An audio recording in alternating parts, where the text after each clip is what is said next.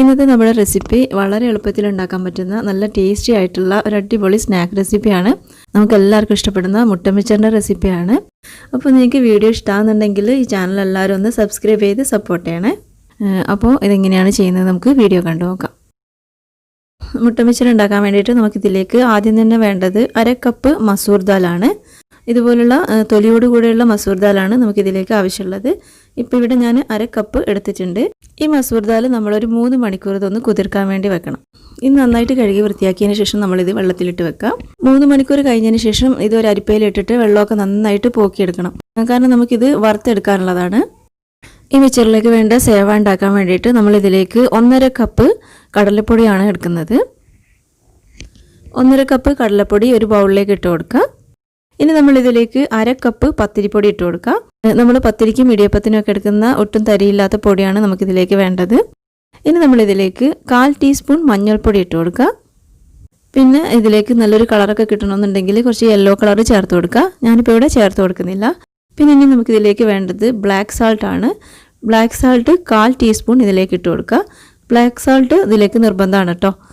നമ്മൾ സാധാരണ ഉപ്പ് ഇട്ട് കൊടുത്താൽ പോരാ, ബ്ലാക്ക് സാൾട്ട് തന്നെ വേണം. ബ്ലാക്ക് സാൾട്ട് നമുക്ക് എല്ലാ സൂപ്പർ മാർക്കറ്റുകളിലും കിട്ടും.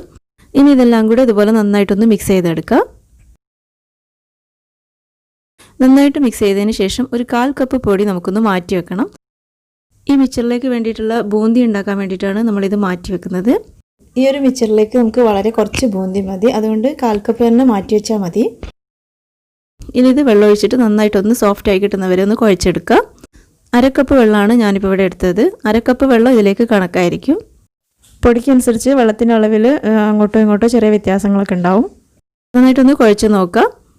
അപ്പോൾ ആവശ്യത്തിന് വെള്ളം ഒഴിച്ചിട്ട് നന്നായിട്ട് ഇതൊന്ന് കുഴച്ചെടുക്കുക. നല്ല സോഫ്റ്റായി കിട്ടുന്നവരെ ഇതൊന്ന് കുഴച്ചെടുക്കണം. ഇപ്പോൾ ഞാനിപ്പോൾ ഇവിടെ നന്നായിട്ട് കുഴച്ചെടുത്തിട്ടുണ്ട്. ഇനി ഇതിലേക്ക് 1 ടേബിൾ സ്പൂൺ ഓയിലും കൂടെ ഒഴിച്ചിട്ട് ഒന്നുകൂടെ ഒന്ന് കുഴച്ചെടുക്കുക. അപ്പോൾ ഒന്നുകൂടെ ഒന്ന് സോഫ്റ്റായി കിട്ടിക്കോളും. ഇതുപോലെ നന്നായിട്ട് സോഫ്റ്റായി കിട്ടിയിട്ടുണ്ട്. ഇനി നമ്മളിത് മാറ്റി വെക്കേണ്ട ആവശ്യമൊന്നുമില്ല. ഇപ്പോൾ തന്നെ നമുക്ക് മിച്ചർ ഉണ്ടാക്കിയെടുക്കാം. അതിനുവേണ്ടി ഇതുപോലുള്ള ഒരു ഇടിയപ്പത്തിൻ്റെ അച്ച് എടുത്തിട്ടുണ്ട്. ഈ ഇടിയപ്പത്തിൻ്റെ അച്ചിലുള്ള ഏറ്റവും ചെറിയ ഹോൾസുള്ള ചില്ലാണ് നമ്മളിത് ഉണ്ടാക്കിയെടുക്കാൻ വേണ്ടി എടുക്കേണ്ടത്. ഈ അച്ചിൽ ഇതുപോലെ ഒന്ന് ഓയിൽ ബ്രഷ് ചെയ്ത് കൊടുക്കുക. ഇനി ഇതിലേക്ക് നമ്മൾ മാവ് കുറേശ്ശായിട്ട് ഇട്ട് കൊടുക്കുക. ഇനി ഇതൊന്ന് വറുത്തെടുക്കാൻ വേണ്ടിയിട്ട് ഇതുപോലുള്ളൊരു പാൻ വെച്ച് ചൂടാക്കിയിട്ട് അതിലേക്ക് ആവശ്യത്തിനുള്ള ഓയിൽ ഒഴിച്ച് കൊടുക്കുക.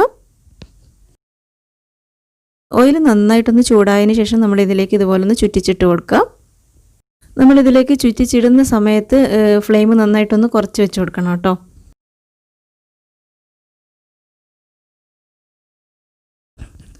ഒരു സൈഡ് ആകുമ്പോൾ ഇതൊന്ന് തിരിച്ചിട്ട് കൊടുക്കുക. ഒരുപാട് കളറ് മാറാൻ വേണ്ടിയിട്ട് നമ്മൾ വെയിറ്റ് ചെയ്യരുത്. ജസ്റ്റ് ഒന്ന് ആകുമ്പോൾ തന്നെ നിന്ന് തിരിച്ചിട്ട് കൊടുക്കുക. നല്ല ക്രിസ്പിയായി കിട്ടുന്നവരെ ഇത് ഫ്രൈ ചെയ്തെടുക്കണം. അതേസമയം ഇത് കളർ മാറിപ്പോവാനും പാടില്ല. ഇതിപ്പോൾ ഇവിടെ റെഡി ആയിട്ടുണ്ട്. ഇനി നമുക്കിത് എണ്ണയിൽ നിന്ന് എടുത്ത് മാറ്റാം. ബാക്കിയുള്ളതെല്ലാം അതുപോലെ തന്നെ ഫ്രൈ ചെയ്തെടുക്കാം. ഒരു മീഡിയം ഫ്ലെയിമിലിട്ടിട്ടാണ് നമ്മളിത് ഫ്രൈ ചെയ്തെടുക്കേണ്ടത്. ഇത് പെട്ടെന്ന് തന്നെ റെഡിയായി കിട്ടും. ഒരു 30-40 സെക്കൻഡ് കൊണ്ട് തന്നെ നമുക്കിത് ഫ്രൈ ആയി കിട്ടും. ഒരുപാട് സമയമൊന്നും നമ്മളിതിട്ടിട്ട് ഫ്രൈ ചെയ്യേണ്ട ആവശ്യമില്ല.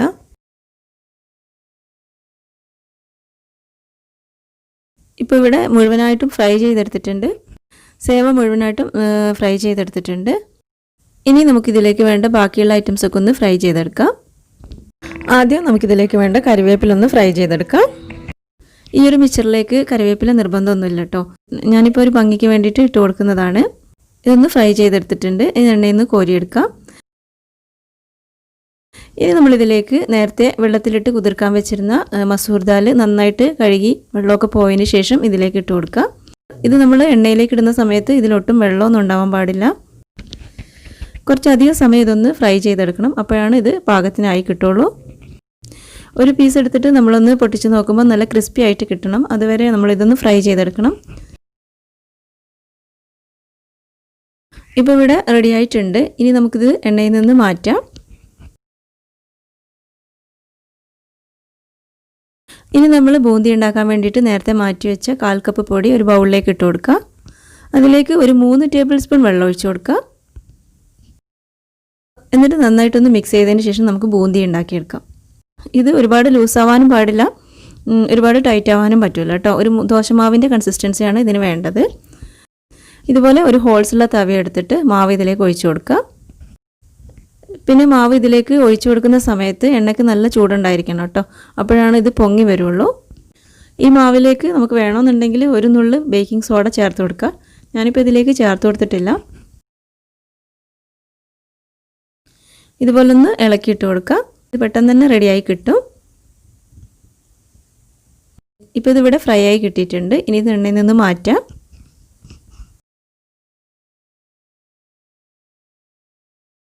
ഇപ്പോൾ നമുക്ക് ഈ ബോംബെ മിച്ചറിലേക്ക് വേണ്ട എല്ലാ ഐറ്റംസും റെഡി ആയിട്ടുണ്ട്. വറുത്ത് വെച്ച സേവ ഇതുപോലെ ഒന്ന് പ്രസ് ചെയ്ത് കൊടുക്കുക. ഒരുപാട് അങ്ങ് പൊടിക്കേണ്ട ആവശ്യമില്ല, ജസ്റ്റ് ഒന്ന് അങ്ങ് പൊടിച്ചു കൊടുക്കുക. പിന്നെ ഇനി ബാക്കിയുള്ള ഇൻഗ്രീഡിയൻസ് ഒക്കെ ചേർത്തിട്ട് ഒന്നുകൂടെ ഒന്ന് മിക്സ് ചെയ്യുമ്പോൾ കുറച്ചുകൂടെ ഒന്ന് ഇത് പൊടിയാവാനുള്ള ചാൻസ് ഉണ്ട്. അപ്പോൾ ഇപ്പം ജസ്റ്റ് ഒന്ന് അങ്ങ് പൊടിച്ചാൽ മതി.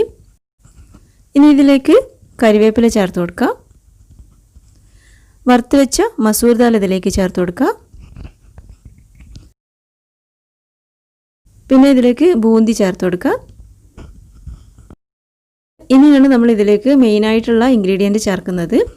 ബ്ലാക്ക് സാൾട്ട് ആണ് ഇനി നമ്മൾ ഇതിലേക്ക് ചേർത്ത് കൊടുക്കുന്നത്. 1/4 ടീസ്പൂൺ ബ്ലാക്ക് സാൾട്ട് ഇതിലേക്ക് ചേർത്ത് കൊടുക്കുക. ബ്ലാക്ക് സാൾട്ട് ഒരുപാട് ചേർക്കരുത്, ഒരുപാട് ചേർത്തിട്ടുണ്ടെങ്കിൽ പിന്നെ ഉപ്പ് കൂടി പോവും. അപ്പോൾ അതുകൊണ്ട് ആദ്യം നമ്മൾ 1/4 ടീസ്പൂൺ ചേർത്ത് കൊടുത്താൽ മതി. എന്നിട്ട് നന്നായിട്ട് മിക്സ് ചെയ്തതിന് ശേഷം നോക്കിയിട്ട് വേണമെന്നുണ്ടെങ്കിൽ കുറച്ചുകൂടെ ചേർത്ത് കൊടുക്കുക. ഞാനിപ്പോൾ ഇതിലേക്ക് 1/4 ടീസ്പൂൺ തന്നെയാണ് ചേർത്ത് കൊടുത്തത്. അപ്പോൾ തന്നെ പാകത്തിനുള്ള ഉപ്പൊക്കെ ഉണ്ട്. പിന്നെ ഈ ബ്ലാക്ക് സാൾട്ടാണ് ഈ മിച്ചറിന് പ്രത്യേക ടേസ്റ്റ് കൊടുക്കുന്നത്. നമ്മളിതിലേക്ക് മുട്ടയൊന്നും ചേർക്കുന്നില്ല, പിന്നെ അതുപോലെ കായത്തിൻ്റെ പൊടിയൊന്നും ഇതിലേക്ക് ചേർക്കുന്നില്ല.